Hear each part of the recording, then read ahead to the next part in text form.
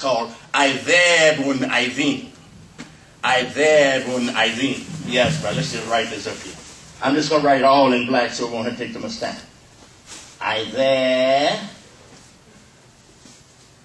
And by the way, there's no printing in Arabic. The only time we have separation is if the word will not accept the connection on the left. Idhabun Idhin.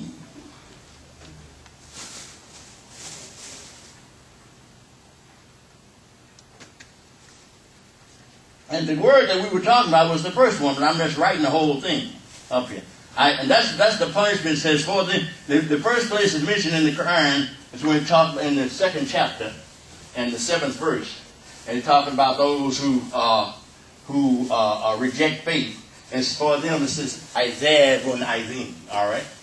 This word here, this first word here, is the one that's translated for punishment. This is Idhin is mighty. It's one of the attributes of Allah. El-Idhin. El-Idhin. He's the mighty. All right. Idhabun Idhin. And that's a mighty punishment. But the Idhab, you learn that it's punishment, and you don't want that. But when you learn where it comes from, and this is what you will begin to look for as you learn to think in the way that you begin to know where this comes from. You say Idhab, you can't find it, by the way, in the dictionary, unless you do what I'm getting ready to show you now. Unless you find the root word, you cannot find it in the dictionary. Unless you you have to go. It's in the root word. The Arabic dictionary is arranged in root words. For instance, just to give you a quick example, the word Muslim. You won't find it under the mean. You have to go to the S section of the scene, Salimat, because Muslim comes from the word Salimat. So you begin to think like, so now you look at this word Isaiah, and the brother, he was here, he came back today, he didn't get a chance to get his house Friday, but he came back today with the same one. It comes from the word Izubah, and then we're going to get back to what we were doing. Izubah. And Izubah means to be sweet. So then what kind of punishment is this? If it's coming from a word meaning to be sweet, and then up here it says a mighty punishment. That means that this is a kind of punishment where the one who is receiving it is enjoying the benefit, or what he thinks is a benefit is sweet to him. Everybody else can see that it's a punishment to him, but he's just busy working on trying to get it all the time. Example. And I'm sure if you have, I hope that you are not on that path now, but you may have been on that path, or may know someone who's been on that path, where they were addicted to drugs. And Mama said, boy, you better leave that. She see him in the morning, he come with eyes all bugged. Said, boy, you need to leave that stuff alone. It's killing you. You awesome. And he busy scheming right then, trying to see what he can get, what Mama got that I can steal so I can get me a hit today. In other words, he's looking forward to it. That's a terrible punishment. Why? Because he's doing it himself directly and can't be slowed up. And it's also terrible because no one can straighten you out but you. So if you see it as good, who is there to straighten you out? I remember Imam Muhammad talking on this one time. He said, you are a devil when you get so that you... He said, hey, it's not bad to do wrong, you know. But when you start defending wrong, you're a devil then. That's when you start...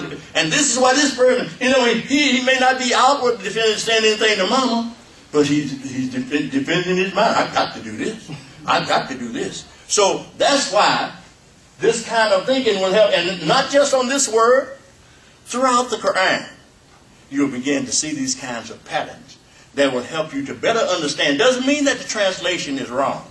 But the translators can't give you this kind of understanding and have a translation running right alongside. And to give this kind of understanding, you have to have a Quran and a stack of books this tall.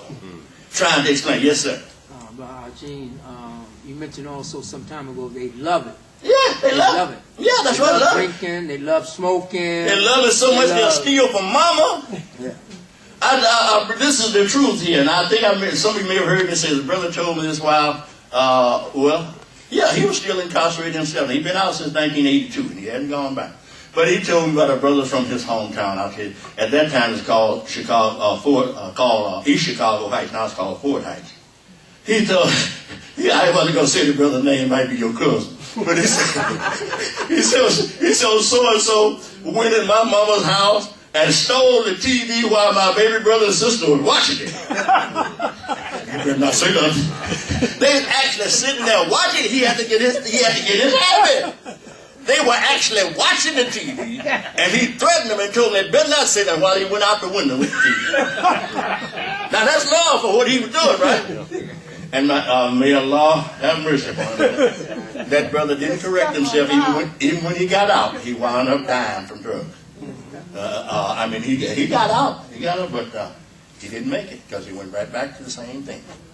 So that's just an example to show you what I'm talking about. I mean, that they will give their life for it. Now, the only way he can turn around is he has to recognize. He can't turn around, but he has to recognize himself. So I'm going to stop doing this. All right? Okay. So that's what we mean by Quranic thinking, learning to look for the root meaning.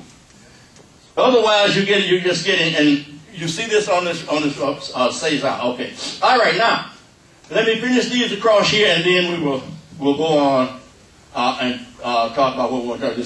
We're head on the board here before we got up here. Okay. Ba'i, and then the other diphthong is ba'u. The a is used twice in diphthongs. Ba'u. That's actually your O sound. Ba'u. And then we have bu'i and bi'u. Those are your diphthongs. Diphthongs simply mean two different vowel letters pronounced together to produce a new sound. All right. I did this today by way of review. All right. We've done this before, and you can go back and get it on Moscare's site. But it'll be in short segments of about 12 minutes. I think they're about 12 minutes long. But it's still there for the review. Now, what I wanted to talk to you about, and anybody have any questions about how the sounds come about in Arabic? Any questions? All of the sounds are on the top line. 10 of them. 3 initial sounds, and then shortening those 3 sounds, and then mixing them up and wind up with 10 sounds in all.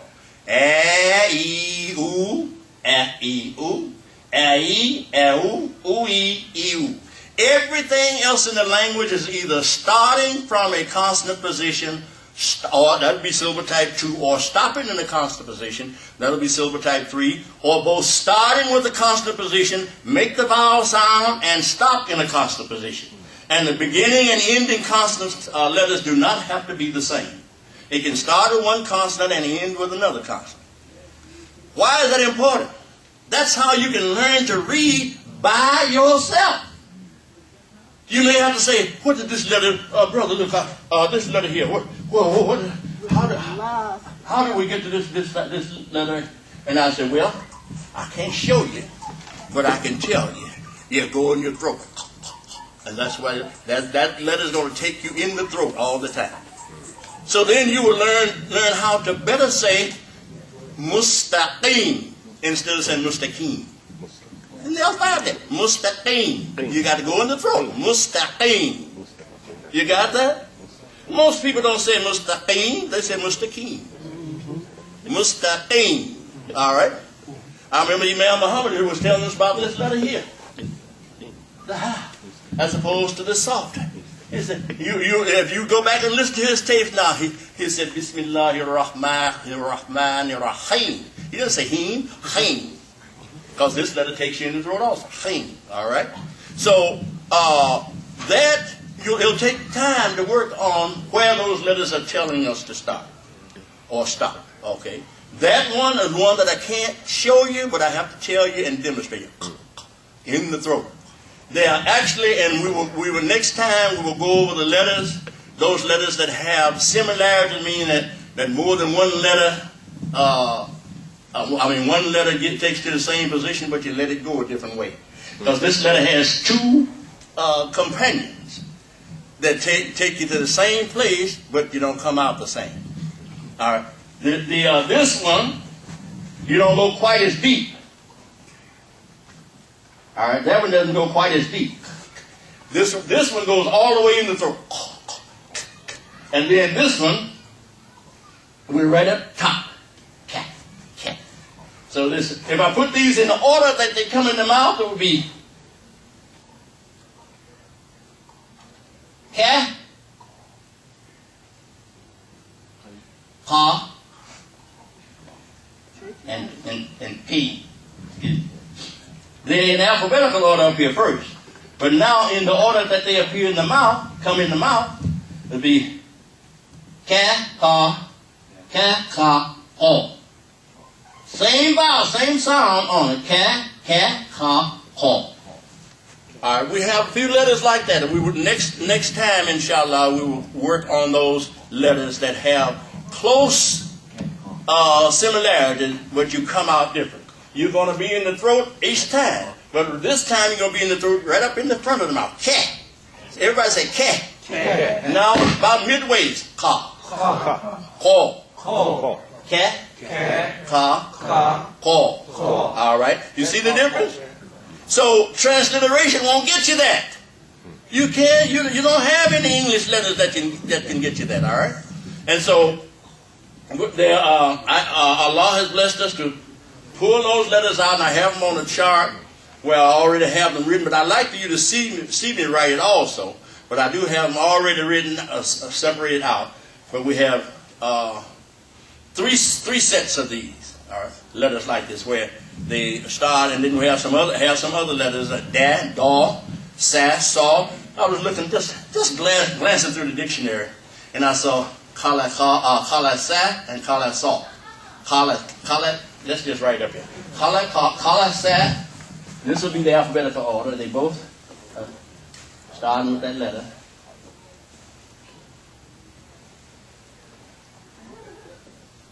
Kala sa.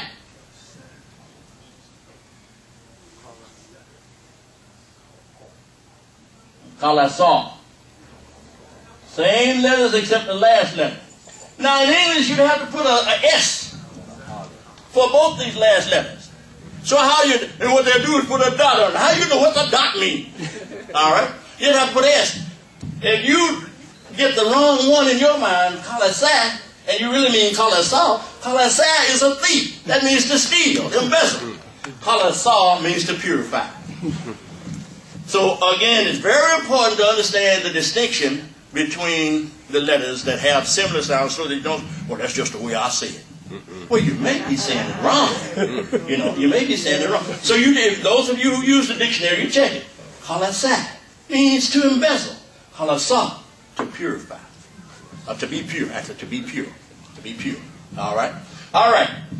So now, what I wanted to do is try to link today's Arabic lesson with our Savior's Day celebration that we had last weekend. All right? And Brother Abdul Majid Hassan made a statement that was beautiful, but I didn't see anybody.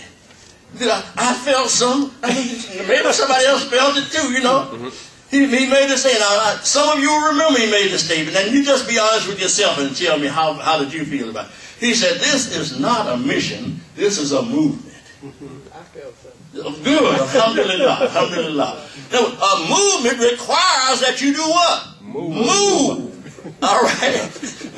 You see, a mission, you just sitting in a mission.